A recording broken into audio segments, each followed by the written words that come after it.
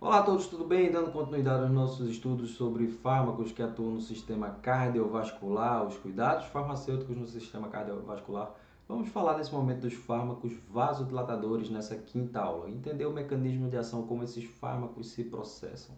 Bom, a gente precisa compreender de antemão que a pressão arterial igual ao débito cardíaco vezes a resistência vascular periférica. Essa é a nossa equação que a gente está levando para todos os momentos. Quando eu diminuo, eu promovo uma vasodilatação, eu diminuo principalmente a resistência vascular periférica. Eu diminuo também a pós-carga cardíaca. Isso faz com que o coração não encontre resistência ao bombear o sangue ejetado e promova assim uma maior fluidez e diminuição da pressão arterial. Então, esses fármacos vasodilatadores tendem, sobretudo, a diminuir a pressão sobre vasos, sejam eles de capacitância ou sejam eles de resistência. Lembram da primeira aula, vasos de capacitância, principalmente veias, e os vasos de resistência, as artérias, principalmente. E diminuir também, claro, ao nível capilar. Vamos compreender, de modo geral, o mecanismo de ação dos fármacos vasodilatadores. Aqui eu tenho o processo de contração e relaxamento que é mediado por mediadores químicos, mediadores do nosso próprio organismo, mediadores fisiológicos. Eu vou ter três principais classes que vão ser descritas: os bloqueadores dos canais de cálcio, os nitratos e nitritos e aqueles que vamos chamar de vasodilatadores diretos. Então, o processo de vasodilatação vai envolver principalmente o íon cálcio. O que isso significa? O cálcio é esse íon que é liberado no processo fisiológico, ele sobretudo induz a contração. Então, as fibras de actina e miosina se contraem mediadas pela ação do cálcio liberado pelo retículo sarcoplasmático. Então, a gente vai compreender o mecanismo fisiológico, tentar fazer toda aquela revisão que nós fazemos sempre, desenhar, fazer o passo a passo da compreensão dos mecanismos fisiopatológicos, dos mecanismos fisiológicos e compreender como os fármacos vão atuar modificando essa função fisiológica. Então, lembrando sempre, da primeira aula, fármaco não produz efeito, fármaco modula função fisiológica.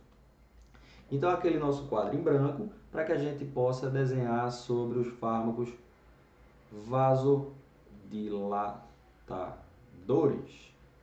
Bom, esses fármacos vasodilatadores são mediados pelo influxo de cálcio. Então, cálcio vai ter que entrar através de um canal de cálcio e esse canal, aqui a gente vai tentar esquematicamente representar uma musculatura lisa vascular. Esse cálcio intracelular vai ativar o que nós chamamos de cadeia livre de miosina. Então, a cadeia livre da miosina, lembrando, actina e miosina, as fibras de actina e as fibras da miosina vão estar interligadas. Então, ativando essa cadeia livre de miosina, eu tenho o que nós vamos entender como cadeia livre de miosina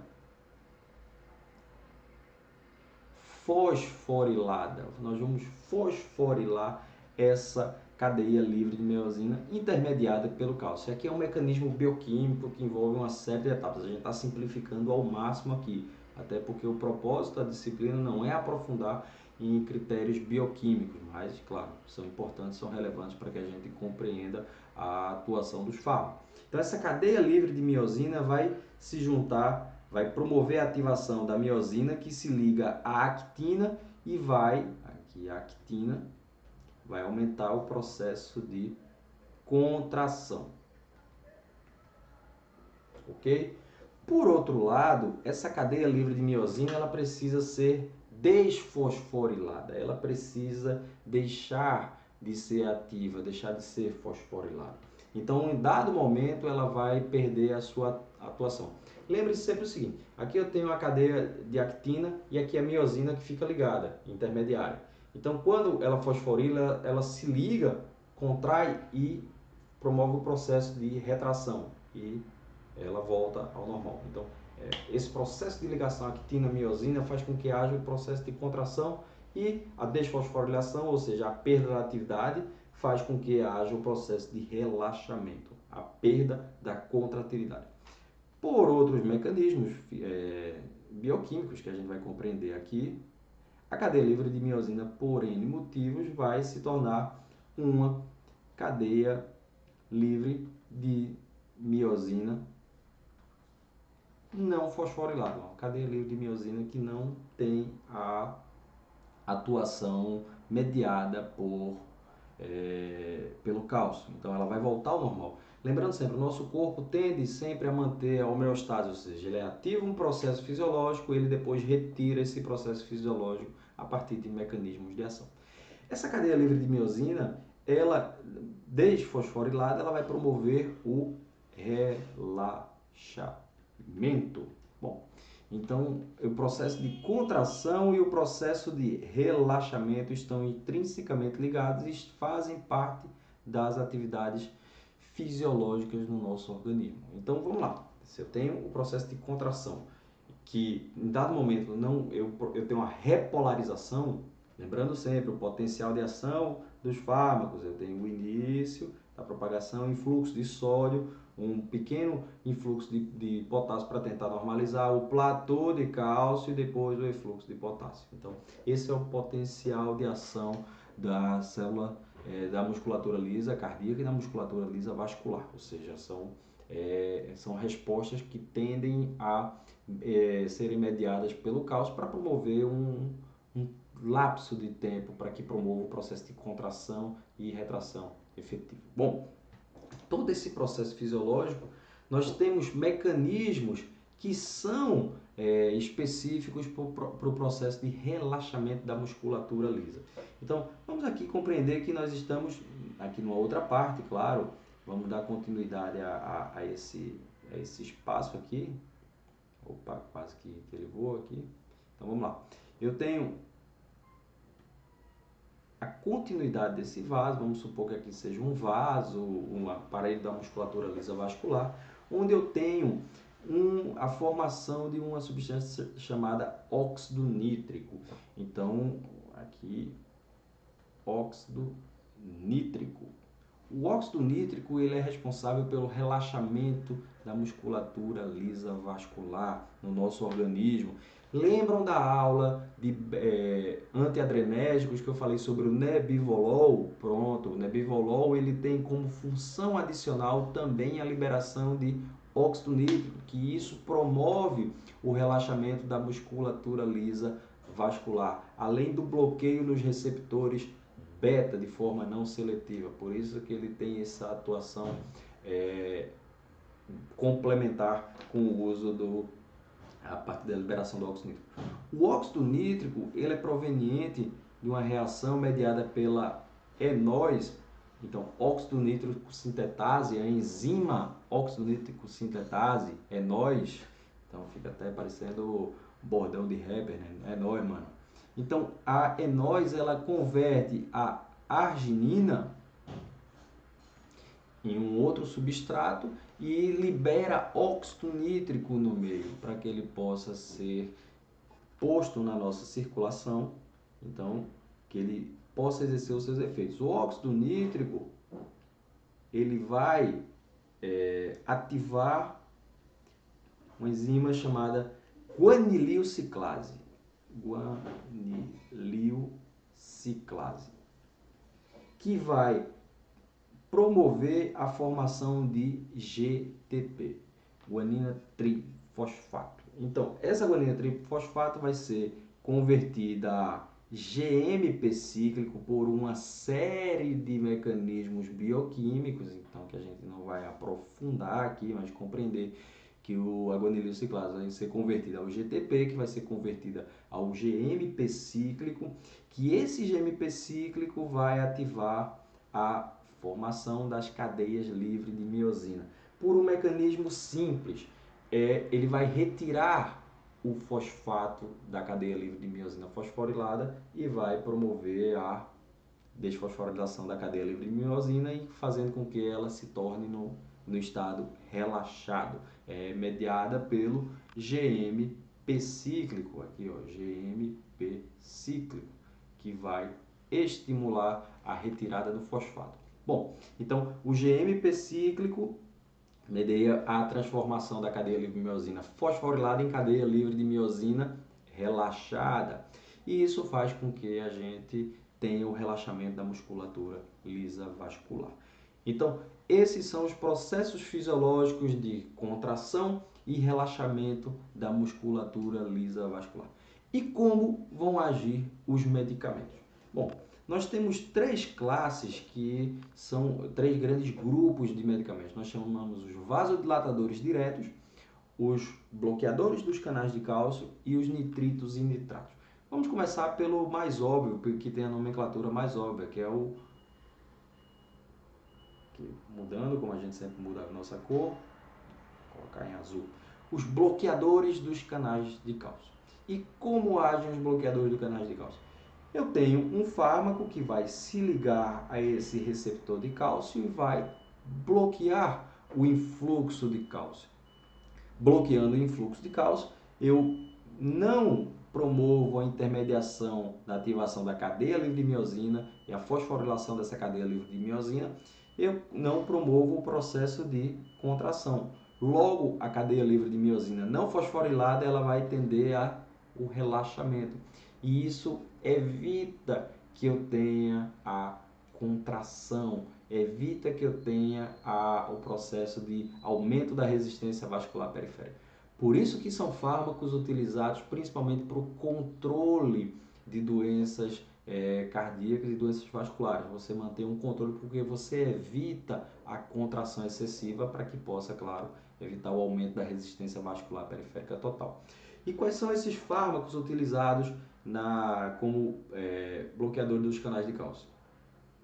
Vamos lá, sempre me perco aqui. Então nós temos diltiazem, nós temos o verapamil e nós temos os derivados dihidropiridínicos, que aqui eu tenho anlodipino. Então, eu vou ter felodipino, nifedipino, todos esses fármacos são derivados de hidropiridínico. Aqui, ó, nifedipino, isradipino, a letra é horrível, viu, pessoal? Então, são fármacos dihidropiridínicos, os dipínicos, nifedipino, anlodipino, isradipino, felodipino, todos esses são dihidropiridínicos. A gente vai ver nos próximos slides daqui a pouco. Então, esses fármacos bloqueiam com que o cálcio entre nas células e que bloqueiam a entrada do cálcio no meio intracelular, evitando com que haja o processo de contração. Por outro lado, nós temos os fármacos que são considerados aqueles fornecedores de nitritos e nitratos. Então, aqueles que fornecem nitritos e nitratos, eles vão fornecer, sobretudo, óxido nítrico. Então, são eles a nitroglicerina. Nós vamos ter os monos e dinitrato de isosorbida, que aqui eu vou colocar mono e dinitrato de isosorbida. São fármacos que promovem, dentro do seu processo metabólico, do processo de degradação, promove óxido nítrico, NO, e esse óxido nítrico no meio celular vai ativar a guanilociclase, que vai promover a formação de GTP, GTP vai ser convertido em GMP cíclico, GMP cíclico vai relaxar as cadeias livres de miosina fosforiladas. E qual a relevância que eu tenho clínica para o tratamento com os derivados nitríticos? De nitritos e nitratos, perdão. eu trato principalmente o que nós chamamos de angina pectoris, ou seja, aquela dor no peito, quando o paciente está prestes a ter uma sobrecarga cardíaca, e isso promove pode levar, decorrente de várias causas, por exemplo, uma isquemia cardíaca, por exemplo, o paciente pode vir a ter dores no peito, decorrente da falta de irrigação. A musculatura cardíaca precisa de um aporte maior de oxigênio para trabalhar, pode entrar num paciente em um estágio prévio de um infarto.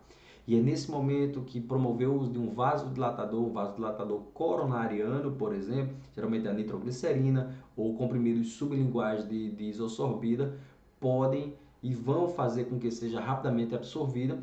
A via sublingual ela é de absorção direta, ela cai direto no coração, e no coração ela é bombeada para os receptores que vão promover a liberação, receptores não, vão promover a ação local, promover a liberação do fluxo, diminuindo o processo de contração e aumentando o relaxamento, fazendo com que circule mais sangue e, por consequência, circule mais oxigênio para irrigar aquele tecido, para que evite o processo isquêmico daquele tecido cardíaco. Então, na angina pectoris a atribuição mais, como eu posso dizer a vocês, mais utilizada. Então, evitar a angina pectoris. Claro, a gente pode utilizar esses fármacos e deve de forma contínua em muitas situações. Não são raros os pacientes, por exemplo, que utilizam a nitroglicerina de forma contínua, o dimononitrato de isosorbida de forma contínua, ou seja, sem que haja a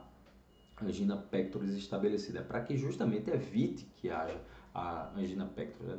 Esses fármacos vão promover o relaxamento da musculatura lisa vascular e obtendo uma melhor perfusão sanguínea na musculatura cardíaca, com isso minimizando os riscos de infarto em pacientes que são de alto risco cardiovascular. Nós temos também, aqui eu vou voltar à cor vermelha, um outro mecanismo de ação que reflete os vasodilatadores diretos, que é a terceira classe que eu vou falar daqui a pouco. Então, nós temos também o que nós chamamos canais de potássio, que também estão presentes na musculatura. Então, os canais de potássio fazem com que o maior influxo de potássio, um mecanismo contrarregulatório, consiga, de modo indireto, bloquear os canais de cálcio por diferença de potencial, que eu coloco aí, diferença de potencial. Então, essa diferença de potencial vai fazer os canais de potássio abertos, vão promover o maior influxo de potássio de volta para a célula, fazendo com que haja o desligamento do cálcio, é o processo de repolarização. Então, eu tenho o aumento do cálcio, a atuação do cálcio durante o platô, mas nesse momento eu aumento o influxo de potássio novamente, fazendo com que haja uma repolarização. E fármacos são utilizados nessa perspectiva para que a gente possa promover o quê? Possa promover uma abertura ainda maior desses canais de potássio. Vou até sair daqui da frente para poder... Pronto. Então, vou até colocar na cor verde, são o que nós chamamos de vasodilatadores diretos. Então, esses vasodilatadores diretos, aqui nós vamos ter alguns exemplos, como a hidralazina, nós vamos ter a minoxidil,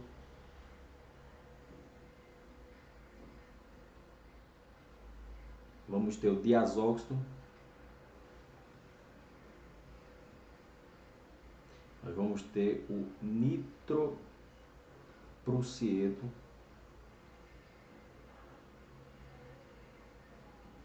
de sódio. Esse nitroprussieto a gente pode enquadrar melhor naqueles fármacos que são fornecedores de nitritos e nitratos. Também não é um mecanismo que ainda se compreenda ao certo de alguns vasodilatadores. Por exemplo, Eu vou revelar aqui para vocês de antemão que a hidralazina e o nitroprusiato não têm ao certo o seu mecanismo totalmente estabelecido. Mas acredita-se que o nitroprusiato ele forneça principalmente quando, pela sua própria composição química, também óxido nítrico, né, para que ele possa exercer os seus efeitos. Mas eu quero principalmente focar aqui em dois deles, o minoxidil e o diazóxido. O minoxidil e o diazóxido eles vão agir na abertura dos canais de cálcio, minoxidil e diazóxido. Vão promover uma maior abertura, vão manter abertos esses canais de potássio.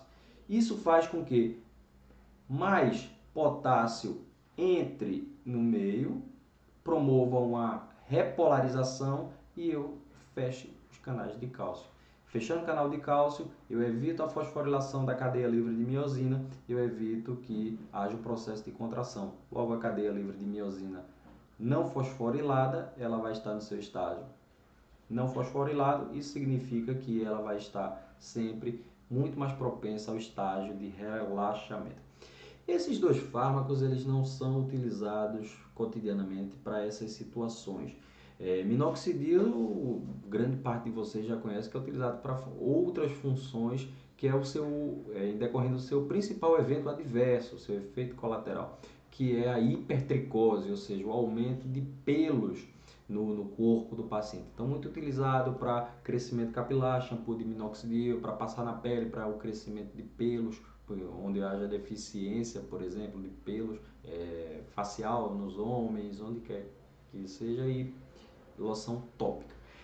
O diazóxido ele tem um efeito muito proeminente, que ele é um hipoglicemiante. Então, por ele ser um hipoglicemiante, ele é um hiperglicemiante, desculpe. Então, volta aí. Diazóxido ele é um hiperglicemiante, ou seja, aumenta a glicemia do paciente. Em pacientes normais, isso se torna um tanto quanto inviável, principalmente se o paciente for diabético. Então, lembrando, eu errei aqui. O diazóxido ele é hiperglicemiante. E por que ele não é utilizado? Por esses motivos, por não ter uma justificativa de seu uso como vasodilatador direto, mas ele é utilizado em pacientes com hipoglicemia crônica. Ele faz com que mantenha os níveis de glicemia mais elevados. Nós temos pacientes que têm hipoglicemias crônicas por N motivos. Então, ele consegue contornar essas situações dos pacientes. Então, eles são utilizados muito mais pelos seus efeitos colaterais do que pelas suas propriedades antihipertensivas de vasodilatação. A hidralazina, ao certo, ainda não se sabe o seu exato mecanismo de ação. A hidralazina eu vou colocar até aqui de forma um tanto quanto separada. Nós consideramos, alguns livros consideram o vasodilatador direto pela sua ação, mas a hidralazina ela é utilizada principalmente em emergências, em pacientes pontuais, como mulheres grávidas. Então, a hidralazina é utilizada principalmente em mulheres grávidas. O mecanismo ainda não se sabe ao certo exatamente, estima-se diversas situações, mas acredita-se, sabe-se na verdade, que ela dilata principalmente as arteríolas e não as veias. A hidralazina trabalha principalmente nos vasos de resistência, são as arteríolas. Então aqui o coração, aquilo que sai são os vasos de resistência, aquilo que chega os vasos de capacitância. Ela atua principalmente promovendo a vasodilatação e vasos de resistência. Então ela diminui a resistência vascular nesses vasos. Por outro lado, o nitroprusiato de sódio, que é considerado um vasodilatador de certa maneira e que é utilizado principalmente também pelo fornecimento de óxido nítrico, ele atua tanto nos vasos de capacitância como nos vasos de resistência, ou seja, ele atua tanto nas veias e nas artérias, então nas arteríolas e nas vênulas, promovendo assim um relaxamento muito maior. O nitroprusiato de sódio também é utilizado em situações de emergência, situações de hospitalar, mas é um fármaco que deve ter um monitoramento estrito, além de, claro, todo um processo de produção desse medicamento, porque ele é fotossensível, ele requer o abrigo completo da luz, para que a gente vai comentar daqui a pouco em algumas características farmacológicas, ok? Então, basicamente, esse esquema ele representa como o nosso organismo se processa no que tange a contração e relaxamento da musculatura lisa vascular, vasos de capacitância e vasos de resistência. Os nitritos e nitratos, por exemplo, eles têm uma atuação muito maior nos vasos de capacitância, ou seja, aqueles que recebem, eles promovem um maior aporte, um maior relaxamento naqueles que vão diminuir a sobrecarga cardíaca. Então é muito utilizada, a gente vai falar em insuficiência cardíaca congestiva, a utilização desses medicamentos não só para prevenir os infartos, mas para diminuir também de alguma maneira o débito cardíaco de forma indireta, porque eu diminuo a resistência vascular periférica e eu diminuo a força com que o sangue vai chegar no coração, o volume, eu retardo, torno mais tranquila a chegada do sangue no coração, e se for um coração de um paciente que tenha já um comprometimento cardíaco, isso vai ser útil a partir do momento que eu não tenho uma sobrecarga no ventrículo direito desse paciente para que possa ejetar. Isso evita a congestão cardíaca. Na verdade, se o paciente já tiver uma congestão instaurada, ele vai diminuir as questões que podem cronificar esse processo fisiopatológico que a gente viu lá na segunda aula, quando a gente falou sobre hipertensão. Então vamos trazer alguns tópicos sobre esses medicamentos. Então, os medicamentos bloqueadores dos canais de cálcio. Então, há vários tipos de canais de cálcio. Então, quando a gente fala em canal de cálcio, a gente tem N tipos espalhados por todo o corpo. E eles bloqueiam principalmente os canais do tipo L, os bloqueadores do canal de cálcio, que se situam no músculo cardíaco e no músculo liso arterial. Em geral, as dihidropiridinas, amlodipino, felodipino, nifedipino, fazem a atuação sobre o músculo liso, enquanto que o verapamil e o tiazem atuam no músculo cardíaco. Então essa é a principal característica. Por atuarem no músculo cardíaco, eles também são considerados como antiarrítmicos, que a gente vai ver na aula de fármacos antiarrítmicos. Então é uma classe específica que atua como antiarrítmico. Então já fixa aí, pega esse conteúdo para a gente utilizar lá nas próximas aulas. Então, os efeitos adversos, então, por a gente inibir o influxo de cálcio, vai surgir uma série de eventos adversos. A redução desse influxo, por exemplo, pode levar a vasodilatação intensa, que vai levar a tontura, hipotensão, cefaleia, rubor, náusea do paciente. Então, claro, são efeitos que podem surgir em decorrência do uso prolongado. Também pode acontecer prisão de ventre, edema periférico, edema pulmonar, tudo em decorrência dessa vasodilatação promovida pela não atuação do cálcio na contração das fibras de actina e miosina.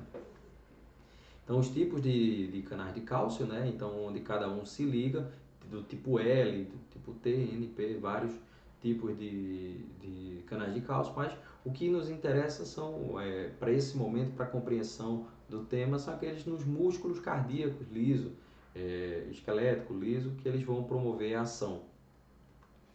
Então, os fármacos aqui estão colocados de hidropiridínicos, felodipino, geradipino, nicardipino, uma série de hidropiridinas foram lançadas e são utilizadas na prática clínica. Então, isso promove um arsenal terapêutico relativamente extenso, além de, claro, diotiazem e verapamil, que são utilizados para outros fenômenos. Eu queria voltar para aquela imagem do inicial, porque eu esqueci de falar do nosso slide aqui, eu esqueci de falar de um fármaco, que ele não é um fármaco vasodilatador, mas tem um efeito muito, como eu posso dizer a vocês, muito peculiar. Eu vou até colocar uma outra cor aqui para a gente poder destacar. O GMP cíclico, claro, eu não quero que ele seja sempre atuante no processo de relaxamento. Em algum momento nossa musculatura vai ter que contrair. O GMP cíclico, ele é inativado por uma enzima chamada fosfodiesterase. Essa fosfodiesterase inativa o GMP cíclico em GMP, que retorna para o metabolismo e vai fazer todo o processo novamente de atuação. Só que Vamos lá. Essa fosfodiesterase, em alguns momentos, ela impede o relaxamento e mantém a contração. Alguns fármacos foram desenvolvidos, uma classe de fármacos chamado inibidores da fosfodiesterase. Os inibidores da fosfodiesterase, testados para hipertensão, supostamente deveriam inibir a degradação do GMP cíclico para que ele se mantivesse mais ativo e, com isso, o processo de relaxamento fosse mais atuante, ou seja, evitar que a cadeia livre de miosina fosse fosforilada. Como antihipertensivo, não obteve, um antihipertensivo sistêmico, não obteve grande êxito. Teve muito êxito na hipertensão arterial pulmonar. Então, esses inibidores da fosfodiesterase, eles são muito utilizados na hipertensão arterial pulmonar. Bom, mas onde eu quero chegar com isso? Esses fármacos, o principal representante desses fármacos se chama o sildenafil. O sildenafil a gente conhece popularmente como seu medicamento de referência chamado Viagra. O Viagra ele foi desenvolvido inicialmente como um fármaco para ser utilizado como antihipertensivo, mas não obteve tanto êxito no controle da hipertensão.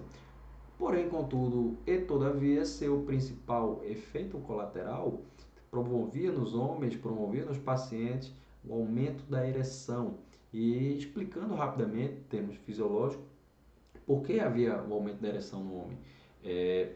Você tem uma maior vasodilatação, principalmente ele já demonstrou ter uma afinidade especial pelos vasos contidos no corpo cavernoso peniano. Isso promovia uma vasodilatação, por consequência, uma maior irrigação. E isso traz uma rigidez peniana ao paciente, que é o efeito colateral, mas se tornou algo que era desejado nos pacientes. Ao passo de que foi o primeiro medicamento na história onde foi desenvolvido um produto e se procurou uma doença, se criou uma doença para ele, onde se chama disfunção erétil masculina, e isso ao longo dos anos foi permeando o imaginário masculino de que ele não poderia viver, em alguns casos, sem o uso do Viagra. Pacientes, principalmente de meia idade, pacientes idosos que sofrem dessa disfunção erétil, que é natural, que é fisiológica nos homens. Então a gente tem um mercado que até hoje se beneficia desse efeito colateral e que de um fármaco que não teve sucesso para sua indicação inicial, mas seu efeito colateral trouxe benefícios para uso recreativo dos pacientes. Bom, isso posto aqui, a gente volta para os nossos fármacos, onde a gente vai falar dos nitritos e nitratos. Então, os nitritos e nitratos fornecem óxido nítrico que se torna fundamental no processo de relaxamento. Aqui a gente tem uma esquematização, já que um pouco mais descrito. Então, o óxido nítrico vai atuar promovendo, ativando glândula gliociclase, GMP, GMP cíclico, e impede a conversão pela sildenafila, né? Então, GMP cíclico, que é o elemento principal para promover o que? A ativação da cadeia livre de miosina desfosforilada. Então, que ele vai pegar esse fosfato e vai se desfosforilar e vai ser convertido pela fosfodiesterase em GMP não cíclico. Então, todo esse processo fisiológico está acontecendo ao mesmo tempo. Podem ver que não há uma linearidade no processo fisiológico. Então, algumas células estão contraídas, outras estão relaxando. Existe uma série de situações, uma série de mecanismos. Então, se entende, por exemplo, que o mecanismo da nitroglicerina não é totalmente compreendido, mas se estima que vai fornecer óxido nítrico, libera óxido nítrico, mas se estima também que a glicerina possa ter outros mecanismos de ação. Então, relaxa todos os tipos de músculo liso, independente da etiologia e da tonicidade do músculo cardíaco ou esquelético. A nitroglicerina, para quem não sabe, também é um elemento que é parte da formação da trinitroglicerina, que é o TNT, que é onde é o elemento que constitui a formação de explosivos. Então, o TNT, a trinitroglicerina, é um derivado da nitroglicerina, claro, não é que a nitroglicerina utilizada pelo paciente seja explosiva, mas a partir de modificações estruturais você fornece a trinitroglicerina que se torna explosiva.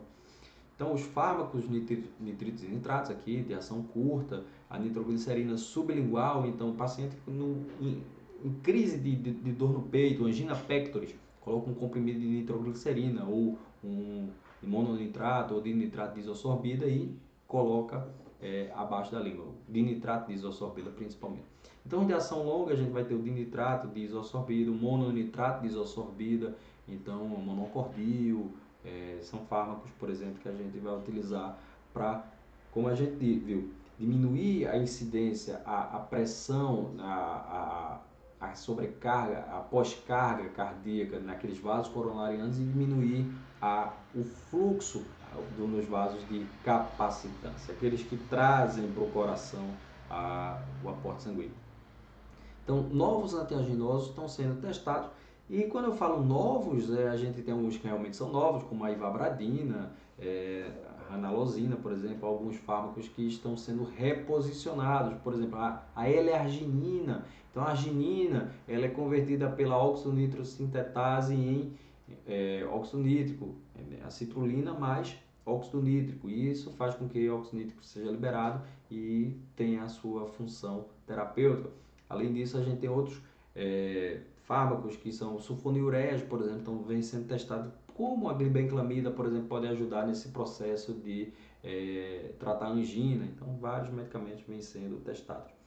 Então, os vasodilatadores diretos, a gente falou da hidralazina, que promove principalmente, dentre os mecanismos ainda não tão esclarecidos, mas a ação, diminui a concentração do cálcio pela ação do inositol trifosfato, mas o mecanismo exato ainda não se conhece. Então, ela diminui a penetração do cálcio por N motivo, por um bloqueio celular, alguma coisa que tem a ver com o inositol trifosfato, mas ao certo não se sabe o mecanismo exato para esse movimento. Então, não induz o relaxamento das artérias coronárias epicárdicas, então assim, como também não atua no leito venoso, ele promove, como a gente viu, dilata arteríolas, mas não as veias, então ele tem essa ação e ele se torna muito mais seguro para a utilização em mulheres grávidas. Então, a meia-vida tem alguns elementos aqui que eu vou disponibilizar esse slide para vocês poderem avaliar os parâmetros farmacocinéticos. Então, os principais efeitos adversos, cefaleia, náusea, anorexia, palpitações, principalmente por uma variação do sistema barorreceptor. Isso pode promover uma taquicardia reflexa no paciente, ou seja, eu baixo demais o meu volume circulante por um aumento, uma diminuição da resistência vascular periférica. Os barorreceptores compreendem se está faltando sangue por um motivo, ou seja, você aumentou diminuiu a resistência, aumentou a permeabilidade dos vasos, isso pode ser sentido pelo receptor de pressão e isso promove a taquicardia reflexa. Além de, claro, sudorese e rubor são decorrentes da atividade simpática. Então, situações hipertensivas em mulheres grávidas principalmente.